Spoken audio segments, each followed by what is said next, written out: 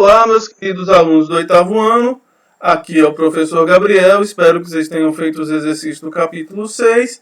E agora iremos tratar o capítulo 7, a independência na América Espanhola.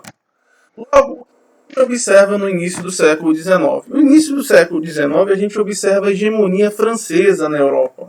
Napoleão Bonaparte era o imperador francês e governava o continente europeu. Suas ideias liberais abalaram o antigo regime europeu, trazendo consequências para os países europeus e suas colônias. A Espanha vai ser ocupada pela França entre 1808 a 1812, tendo Napoleão colocado seu irmão José Bonaparte como governante. As colônias espanholas, diferentemente, mantiveram-se fiéis ao rei Carlos IV e o rei Fernando VII, legítimos herdeiros do trono espanhol.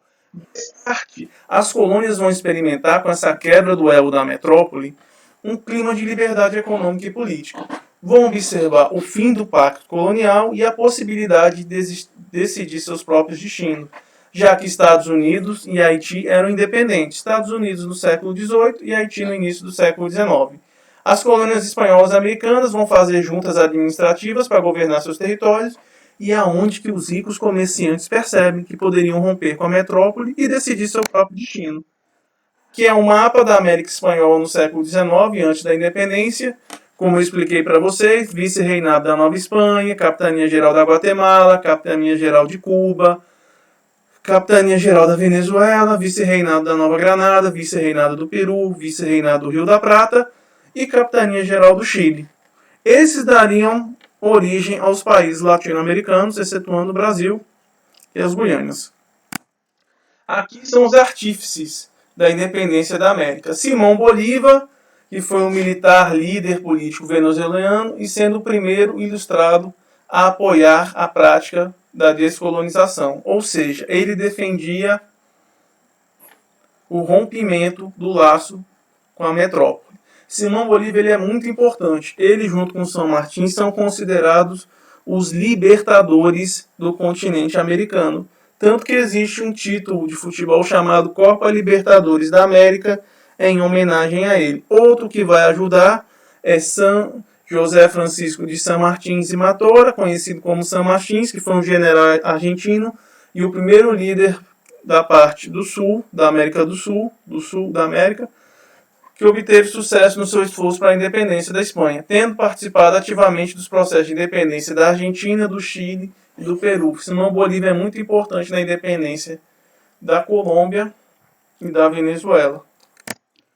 Logo, como era essa América Latina? Tinha uma população de 160 milhões de pessoas, observaram-se as guerras da independência que ocorreram pós-dominação napoleônica entre 1817 a 1825, e quem vai liderar vai ser os crioulos, que lideram esse processo de independência, sem realizar grandes mudanças estruturais. Mas quem eram esses crioulos, professor? Eram os filhos dos ricos proprietários que tinham nascido lá. Simão Bolívar e Martim Lutero lideraram a libertação da América. Mas, professor, como isso vai ocorrer? Inicialmente vamos tratar da independência do México ou do vice-reinado da Nova Espanha. Vai ocorrer em 1821. Era a maior colônia espanhola na América. Os crioulos, filhos dos espanhóis nascidos no Novo Mundo, lideraram o processo de independência. Em 16 de setembro de 1810, o padre Hidalgo liberou um exército camponês, indígena e um pequeno povoado. Padre Hidalgo declarou o fim da escravidão e aboliu os impostos indígenas, sendo derrotado e executado em 1811. O padre José Maria Morelos continuou a luta do padre Hidalgo, sendo preso e executado em 1815, mas aonde a guerrilha vai se espalhar por todo o México.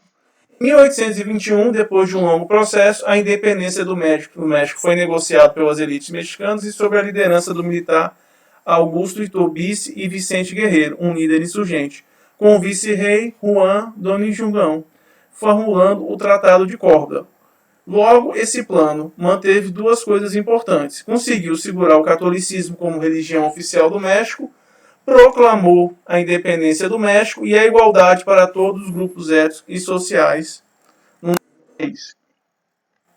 A independência na América Central vai ocorrer de 1821 a 1838. A capitania-geral da Guatemala foi anexada ao domínio do México independente, posteriormente rompeu e vai formar as Províncias Unidas da América Central. Em 1838, essas províncias vão se fragmentar em vários países que a gente conhece como na América Central continental. Guatemala, Honduras, El Salvador, Nicarágua e Costa Rica.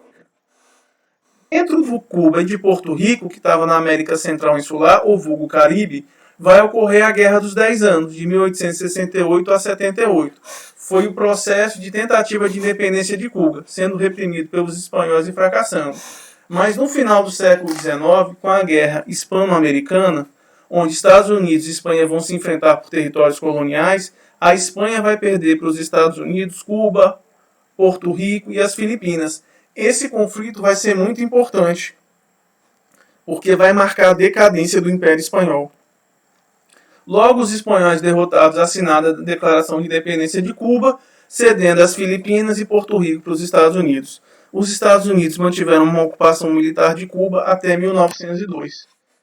Dentro do contexto da América do Sul, Simão Bolívar e José Martí, ou San Martín, vão liderar esse processo de libertação. Vai ser um período de 8 anos. José Martí vai liderar forças com Bernal de Hidalgo e libertou o Chile. Simão Bolívar liberta o Equador, Colômbia, Panamá, Venezuela, formando a Gran Colômbia, que posteriormente se desfragmentou entre 1821 a 31. O sonho de Simão Bolívar, que infelizmente não foi concretizado, era uma América do Sul forte para competir com a Europa. Infelizmente não conseguiram. E a San Martín queria convidar nobres para assumirem o poder aqui na América do Sul. Eles divergiam.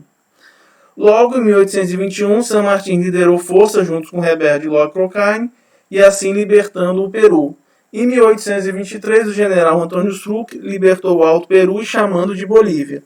Em 1828, o Uruguai se torna independente do Brasil e da Argentina, libertando-se da influência de ambos os países e fundando a República Oriental do Uruguai. O Uruguai era conhecido como a província da Cisplatina. Foi anexado por Dom João VI, que posteriormente ficou quando o Brasil ficou independente e a Argentina almejava. Houve uma guerra entre o Brasil e a Argentina, chamada Guerra da Cisplatina, durante 3 anos. Acabou não ficando para ninguém, nem para o Brasil nem para a Argentina. E por fim teve o Congresso do Panamá, que tentava unificar a América Latina e a América Central, as Províncias Unidas da América Central, entre 22 de junho a 15 de julho de 1826, Venezuela, Colômbia e Equador. Aqui é um exemplo da Gran Colômbia, está faltando só o Panamá, que fazia parte da Colômbia, bem aqui em cima. Então, certo, existiam esses dois projetos para a América Latina pós-independência. Primeiro era um projeto de integração numa América Unida para fazer frente à Europa e aos Estados Unidos, e a criação de uma confederação proposta por Simão Bolívar, que iria da Guatemala até a Bolívia. Ou a outra forma era um projeto individual, onde cada unidade formaria um país, decidindo seus próprios rumos, independente dos demais. Isso era muito interessante para os Estados Unidos e para a Inglaterra, porque era aquela forma que os romanos falavam, dividir para conquistar. É mais fácil manipular um país pequeno do que um grande.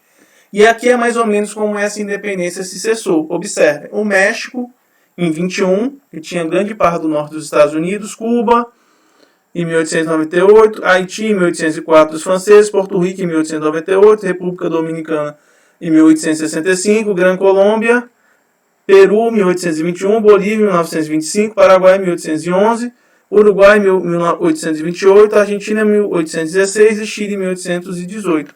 Esses vice-reinados que vão dar origem a esses vários países. O sonho da Argentina, antes de ficar independente, era refazer o antigo vice-reinado da Prata, era juntar Bolívia, Paraguai e Uruguai, mas infelizmente não se processou. A Gran Colômbia, que ia pegar Venezuela, Equador, Colômbia e o Panamá, também não se segurou. E aqui onde esse mapa está. Observem, pessoal, isso no século XIX.